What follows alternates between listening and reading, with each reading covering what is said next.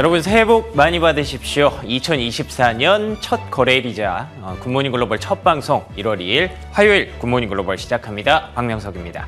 지난 금요일 뉴욕 증시는 하락으로 마감했습니다. 일단 휴장이었기 때문에 이렇게 체크는 돼 있습니다만 3대 지수가 일제히 지난 금요일에는 하락으로 마감을 했고요. 그렇지만 낙폭이 그렇게 크지는 않았기 때문에 최근에 주간 단위로 봤을 때 9주 연속 상승 랠리 성공하는데 마감으로 나타났습니다.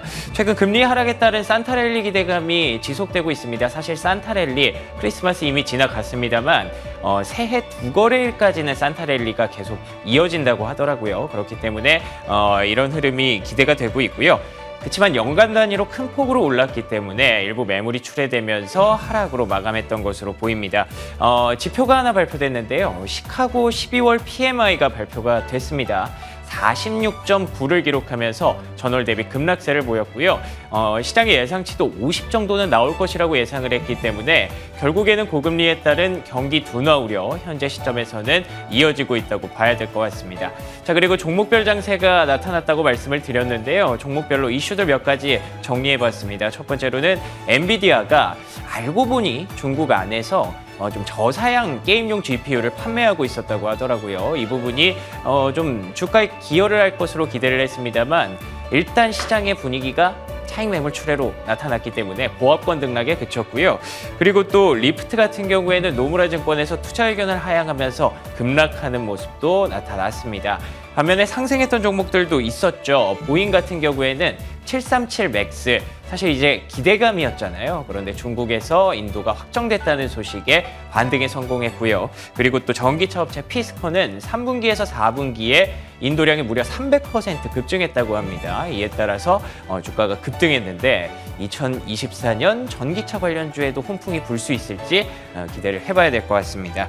연간 단위로 보시면 지난해에 일단 일간 단위로는 하락했지만 연간 단위로는 S&P 500이 무려 24% 상승했고요. 다우지수가 13%, 나스닥은 43% 올랐습니다. 그리고 주간 단위로도 9주 연속 상승이기 때문에 다우와 나스닥이 2019년 이후 최장 기간, 그리고 또 S&P 500은 무려 2004년 이후 최장 기간 랠리라고 하네요. 이 부분들이 계속 올해에도 이어진다면 웰스파고에서는 아마 올해 1분기 안에 아마도 S&P 500이 신고가를 경신할 것이다 라는 전망을 내놓고 있는데요. 다만 신고가 경신 이후에는 변동성이 나타날 수 있다라는 경고성 멘트도 나오고 있기 때문에 올해에 대한 기대감 작년이랑 일주일밖에 차이가 나지 않기 때문에 계속 이어지고 있다고 봐야겠습니다만 고점을 찍은 후에 변동성 혹은 조정 가능성 이런 부분도 염두에 두고 있는 것 같습니다.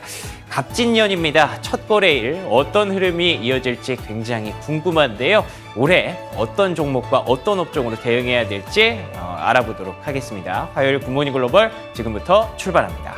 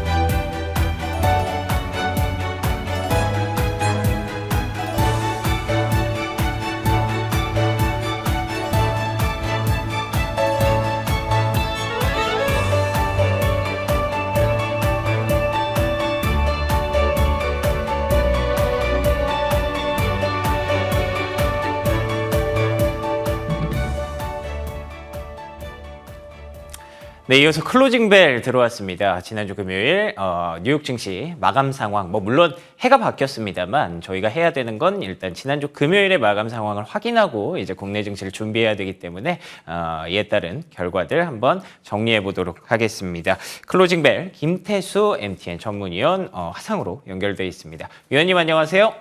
네, 안녕하세요. 네, 반갑습니다. 새해 복 많이 받으시고요. 예, 새해 복 많이 받으세요. 네, 고맙습니다. 자, 그리고 뭐 제가 말씀드린 것처럼 뭐 새해가 바뀌었습니다만 그래도 저희가 정리할 건 또 정리를 해야 되기 때문에 지난주 금요일 뉴욕 증시 상황부터 한번 정리를 좀 부탁드릴게요. 네, 지난 한 해가 사실 굉장히 격동의 해였습니다. 전쟁도 있었고, 그리고 뭐, 미국의 은행 위기들도 있었고, 굉장히 격동의 한 해였다라고 볼 수 있는데, 그래도 연말 랠리는 정말 좋았다라고 우리가 다들 알고 있을 겁니다. 12월 달에 정말 과매수 아니냐라고 할 정도로 계속해서 상승하는 우리가 이런 모습들을 봤는데, 어쨌든 연준이 이제 금리를 인하할 것이다라는 기대감이 넘쳤고, 그리고 연준도 우리가 앞으로 뭐 두 번이든 세 번이든 할 거다라고 지금 얘기를 했기 때문에 이런 상황들이 진행이 되어 왔습니다. 그러면서 이제 굉장히 뭐 연간 월간 해가지고 다 이렇게 상승하는 이런 모습들도 보였고요. 다만 이제 그 금요일은 이제 마지막 거래일이다 보니까 사실 거래량이 좀 많이 줄었습니다. 한 15% 정도 거래량이 평소 평균치보다 이제 줄어드는 그런 모습이 있었는데, 그러면서 사실 시장에서는 특별하게 뭐 팔아야 되겠다 이런 이슈가 나오진 않았어요. 뭐 경제지표나 이런 것들도 특별한 게 없었기 때문에. 그런 가운데서 이제 나온 얘기들이 새해를 맞이하면서 약간의 어떤 포트폴리오를 변경하는 사람들, 그리고 좀 이익을 좀 실현하려는 사람들. 왜냐면 이제 새해 12월 31일자 기준으로 이제 세금 관련된 것들이 딱 정리를 해야 되기 때문에 그런 부분들 때문에 어떤 시장이 조금 밀리는 모습이 있었다. 이렇게 지금 시장에서는 평가를 하고 있습니다. 지금 이번 주에 이제 나오는 주요 경제 지표들을 보면은 오늘 밤에 이제 건설 지출 관련해 가지고 나오는데 이거 조금 상승할 것으로 기대를 하고 있습니다. 지금 미국 시장의 주식 시장에서 연말에 12월 달에 굉장히 주목받았던 게 건설 쪽 그 종목들이 굉장히 주목을 받았는데, 실제로 건설 섹터가 한 52% 지난해 상승을 했거든요. 나스닥보다도 더 많이 상승했기 때문에 앞으로 나오는 건설 관련된 데이터들에 조금 주목을 해보시면은 괜찮을 것 같습니다. 그리고 수요일 날 ISM 제조업 PMI 구매 관리자 지수가 나오는데 여전히 제조업은 침체 국면에 있습니다. 그런 상황에서 조금 더 하락할 것 같고, 그리고 연준 회의록이 발표가 됩니다. 이제 연준 회의록 보면서 3월 달에 금리 인하 가능성이 몇 퍼센트나 될지 그 부분에 대해서 이제 실마리를 찾으려고 투자자들이 다들 이제 노력을 할 거고, 그리고 이제 목요일로 넘어가면은 ADP 고용 변화가 나옵니다. 근데 여전히 한 10만 건, 11만 건 왔다 갔다 하면서 이제 낮은 수준으로 유지가 되고 있는데, 노동시장이 약화된다라는 거는 연준이 원하는 상황이기 때문에 금리 인하에 대한 기대감이 더 높아질 수 있습니다. 그래서 이런 부분들도 챙겨보시면 좋을 것 같습니다. 금요일로 넘어가면은 실업률이 0.1%포인트 인상될 거로 나옵니다. 이 역시 마찬가지로 이제 연준이 원하는 부분이기 때문에 그렇게 될 거고, 또 서비스업 이제 PMI가 나오는데 서비스업은 여전히 건재합니다. 서비스업이 건재해야지만 미국의 경기 침체라는 단어가 나오지를 않습니다. 그래서 서비스업은 건재한 수준을 유지를 해줘야지만 된다라는 거 보시면 좋을 것 같고, 종목별로 이제 보면은 드디어 또 4분기 실적 발표 시즌이 시작이 됩니다. 지금 목요일날, 이번 주 목요일에는 월그린이 준비를 하고 있고 11일에는 대만 반도체가 준비를 하고 있습니다. 12일부터 본격적으로 4분기 실적 발표 시즌이 시작이 되는데 1, 2분기에 지금 미국 경기가 약간 침체될 것이다라는 전망들을 많이 하고 있거든요. 그런 상황에서 과연 지난해 3분기 실적을 넘어서는 4분기 실적을 달성했는지, 그리고 1, 2분기 가이던스가 그 성장세를 이어갈 수 있는지 그 부분에 대해서 집중을 해야 되는 상황이고, 주요 기업들 나오는 거 보면은 12일 날 JP모건 같은 이제 은행주들이 있고 유나이티드 헬스라든가 델타항공이 있습니다. 그리고 보통 지난번 같은 경우에는 한 5, 6일 정도 차이가 있었는데 이번에 기술주들이 텀이 조금 있습니다. 23일까지 이제 진행이 되면서 23일 날 마이크로소프트와 넷플릭스가 나오고 24일 날 테슬라가 나옵니다. 그리고 2월 1일이 돼야지만 애플, 구글, 아마존닷컴이 실적 발표를 하기 때문에 이 스케줄에 맞춰가지고 우리가 시장을 좀 주목해야 되는 그런 상황들이 진행이 되기 때문에 앞으로 실적 시즌에 우리가 좀 포커스를 많이 맞춰야 될 것 같습니다. 좋습니다. 연말 랠리 굉장히 강했기 때문에 하루 정도 차익 매물 충분히 어느 정도 감내할 수 있는 수준이라고 봐야 될 것 같고요. 앞서 말씀드린 만큼 9주 연속 상승 랠리 이어지고 있습니다. 그렇기 때문에 올해 금리 인하를 대전제로 한 기대감 역시 올해 초반에 좀 기대해 볼 수 있는 부분인 것 같습니다. 그리고 이제 결국에는 해가 바뀌었다는 점에서 분기가 바뀐 거거든요. 그렇다면 이제 실적 시즌 다시 한번 준비할 때가 되겠죠. 어느덧 금세 또 이렇게 찾아옵니다. 실적과 관련해서 종목들에 대한 이슈도 꾸준히 좀 체크해 보도록 하겠습니다. 자, 그러면 오늘의 경제 뉴스에 대해서 대선 이야기 한번 짚어본다고 들었습니다. 올해 아무래도 가장 중요한 이벤트 중에 하나를 꼽자면 미국의 대선이 아닐 수가 없는데요. 이에 대해서 위원님은 어떤 부분들을 좀 주목하고 계신지 좀 궁금하네요. 네, 대선이라는 얘기는 이제 어쩔 수 없이 계속 나와야 되는 상황인데, 이 미국 시장이 이제 11월 달에 대선이 있는데, 트럼프 대통령이 사실 내란죄가 유죄 판결이 나는 상황에서도 왜 이런 상황이 되느냐, 지속이 되느냐, 이제 궁금하시는 분들이 많을 겁니다. 근데 미국의 법 구조상, 미국의 법들은 하지 말아야 될 것들을 명확하게 규명해 놓은 그런 시스템으로 되어 있습니다. 근데 대통령 후보자가 감옥에 가 있는 상황에서 대통령 후보로 나와서 대통령 선거를 치를 수 없다라는 그 명문화된 규정이 미국 법에는 없습니다. 그러다 보니까 공화당 쪽에서 하는 얘기는 대통령 후보자가 트럼프가 감옥에 가더라도 거기에서 대선을 치를 수 있다, 이렇게 지금 또 주장을 하고 있는 그런 상황이거든요. 그래서 대선에 대한 거는 바이든과 트럼프에 대한 얘기가 끊임없이 나올 수밖에 없는 이런 상황들로 진행이 되고 있습니다. 그래서 지난 주말 이제 해가 바뀌는 동안에 굉장히 많은 얘기를 했어요. 두 사람이 서로 이제 치고받고 많은 얘기를 했는데,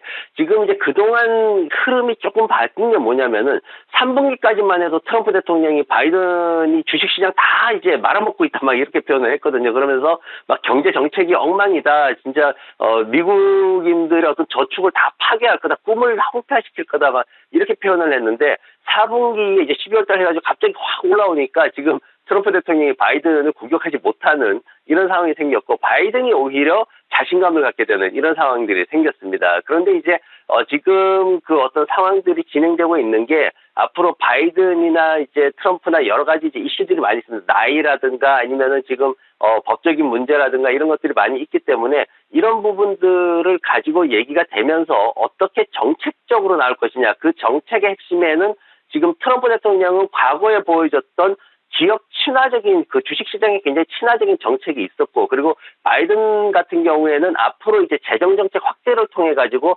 실질적으로 2024년도에 돈을 엄청나게 풀 거다라는 기대감이 있거든요. 그래서 이 두 가지 정책을 가지고 미국의 대선 시장이 어떻게 움직일지 우리가 좀 관심 있게 지켜보면 좋을 것 같습니다. 네, 알겠습니다. 굉장히 좀 먼 얘기처럼 느껴지기는 합니다만, 그래도 올 한 해를 아마 관통하는 주제가 되지 않을까 싶습니다. 현재 시점에서 바이든 대통령과 트럼프 전 대통령의 지지율 격차도 계속해서 좀 늘어나고 있는 시점이기 때문에 이 부분을 좁혀가기 위한 바이든 정부의 어떤 국정 수행 능력 계속해서 한번 관심 있게 지켜보도록 하죠. 자, 그러면 업종들에 대한 동향 한번 확인해 보도록 하겠습니다. 눈여겨봐야 될 이슈가 따로 있다고 들었어요. 네, 그렇습니다. 제가 이제 그 건설 쪽의 이슈를 제가 설명을 드릴 텐데, 이제 업종을 먼저 보면은 지난 이제 금요일 같은 경우에는 부동산 업종이 조금 밀리는 그런 모습 보였죠. 그러면서 이제 필수 소비재나 의료 부분이 상승을 보였는데, 전체적으로 봤을 때 정보기술이나 통신 업종이 괜찮았습니다. 근데 이제 유틸리티나 에너지, 필수 소비재 쪽은 하락을 했고요. 근데 그런 가운데에서 조금 이렇게 산업들 그런 가운데서 조금 두드러지는 게 뭐냐면은, 지금 인더스트리얼이라는 이 산업 쪽에 보면은, 이 산업 섹터에 뭐가 있냐면 한 14개 이제 산업이 들어가 있는데, 뭐 항공 배송이라든가 건설 기계 다양하게 이제 들어가 있습니다. 그 중에서 지난해에 건설 엔지니어링이 52% 상승을 보였는데, 그 중에 이제 요즘 최근에 관심 받고 있는 기업이 나이터 리버라는 회사가 있습니다. 이 이름이 굉장히 독특한데, 회사 이름에 칼이 들어가 있어요. 그런데 이 회사가 지금 리서치 회사인 잭스에서 1등급을 매겼습니다. 강력한 매수 의견을 여기에 부여를 했는데, 앞으로 2024년도에 엄청난 성장을 보일 것이다, 이렇게 평가를 내렸습니다. 그러면서 이제 나온 게 뭐냐면은, 최근에 EPS가 지금 2023년도에 한 3달러를 넘어갈 것이다, 그러면서 5%도 증가할 것이다. 근데 이게 지금 보면은 최근 한 이 2달 동안 예상치가 30%나 급등하는 모습을 보였습니다. 그러면서 매출 같은 경우에도 8% 증가할 거고 내년에 6%더 증가할 것이다. 이렇게 지금 얘기를 하고 있기 때문에 지금 미국의 어떤 건축 시장, 부동산 시장이 2024년도에 살아나면서 재정 정책이 더 확대가 되면서 사회 인프라 시설을 건설하는 데 있어서 관련된 건축 기업들이 더 성장할 수밖에 없다. 이렇게 지금 평가가 되고 있기 때문에 미국 시장 2024년도 보실 때 건설 쪽도 한번 보시면은 기술주 못지않게 충분한 상승세를 누릴 수가 있을 겁니다. 좋습니다. 건설주, 사실은 금리가 상승하는 기간 동안 굉장히 좀 어려움을 겪었던 그런 섹터가 아닐 수 없겠죠. 그렇지만 지난해 연말부터 시작된 금리 하락에 대한 수혜를 반대로 누릴 수 있는 그런 섹터가 될 수도 있을 것 같습니다. 올 한 해를 과연 건설주가 조금은 퍼포먼스를 좀 낼 수 있을지 기대해 보도록 하고요. 이어서 종목별 이슈들 한번 확인해 보도록 하겠습니다. 첫 번째 종목으로는 뜻밖이네요. 삼성전자 가져오셨다고요? 네, 맞습니다. 삼성전자가 사상 최대 규모의 외국인 투자 자금을 유치했다. 이제 2023년도 전체적으로 외국인들 순매수가 엄청나게 들어왔다라는 그런 기사들 많이 보셨을 겁니다. 지금 2000년도, 2020년도, 2021년, 2년 해가지고 계속해서 외국인들이 매도 포지션을 유지를 하다가 굉장히 많이 들어오는 모습 보였는데 지분율이 50% 넘어서 53.9%까지 올라갔다고 합니다. 그런데 삼성전자에 주목해야 되는 이유가 단순히 반도체만 가지고 보면은 사실 주목하기가 어렵습니다. 근데 인공지능 시장을 주목했을 때 과연 어느 쪽에서 수익을 크게 내볼 수 있을까라는 생각을 해보면 삼성전자라는 기업이 눈에 보이실 겁니다. 지금 삼성전자에 대해 가지고 미국 쪽 애널리스트들이 매수를 추천하고 있는 애널리스트들은 92,800원대까지 지금 타겟이 평균 목표가가 그렇게 잡혀 있고 지금 저 같은 경우에는 지금 말씀드리는 게 한 10만 원대까지 충분히 볼 수 있다라고 말씀을 드리고 있는데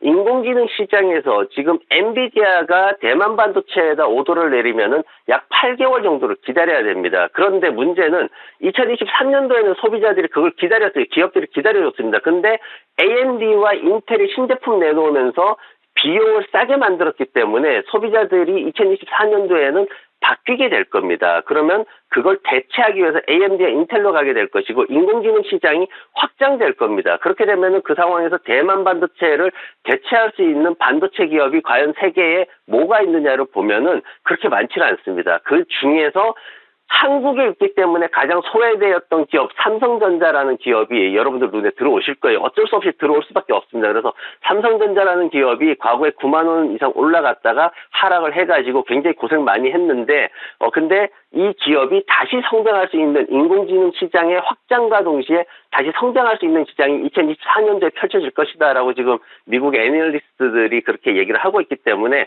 한국 분들도 삼성전자에 대해서 다시 한번 잘 보시면은 좋은 기회가 올 수 있을 것 같습니다. 알겠습니다. 삼성전자, 많은 분들이 기대와 동시에 좀 애증과 또 같은 그런 감정을 갖고 계신 그런 종목이 아닐까 싶은데요. 올해는 확실히 지난해 발동이 좀 걸렸기 때문에 10만 원까지 또 트라이 해볼 수 있다라는 말씀이 기억에 많이 남을 것 같네요. 올해 삼성전자의 반등 랠리 지켜보도록 하겠습니다. 자, 그리고 두 번째 종목으로는 이 종목 이렇게 강할 줄 몰랐습니다. 어포몰딩스 최근에 정말 괄목상대할 만한 그런 주가 흐름을 보여주고 있는데요. 어떻게 보십니까?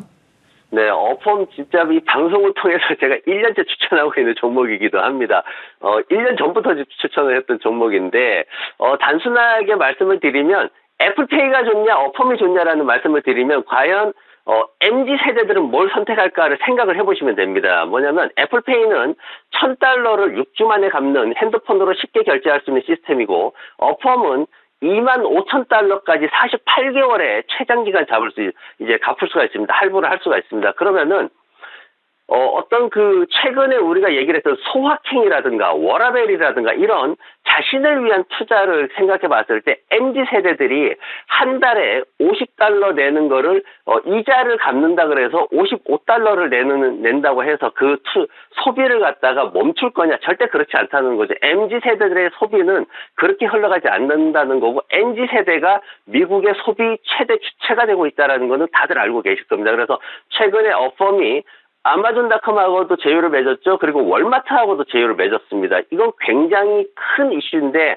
앞으로 여기에서 나올 수 있는 매출이 어마어마하다라고 예측을 하고 있습니다. 그래서 2024년도에 고금리 상황에서 금융주들이 하반기에 2023년도 하반기에 올라왔듯이 주가가 상승을 했듯이 2024년도에 고금리 상황 유지되는 상황에서 과연 금융주들 중에 뭐가 올라올 것이냐를 보면은 어펌과 같은 새로운 금융주들이 올라올 수밖에 없는 구조가 될 것이다. 매출이 크게 늘어나고 흑자 전환할 수 있는 기회가 있기 때문에 신성장 동력으로서 이런 결제 시스템 주식을 하나 봐주시면은 앞으로 추가적인 상승이 더 기대될 수 있다. 그렇게 저는 보고 있습니다. 좋습니다. 어퍼몰딕스 말씀하신 대로 1년 내내 말씀을 해주셨는데 지난해 퍼포먼스 정말 좋았거든요. 올해까지 그 랠리 이어갈 수 있을지 기대해 보도록 하겠습니다. 지금까지 김태수 MTN 위원과 클로징벨 함께했습니다. 오늘도 좋은 말씀 고맙습니다. 네, 감사합니다.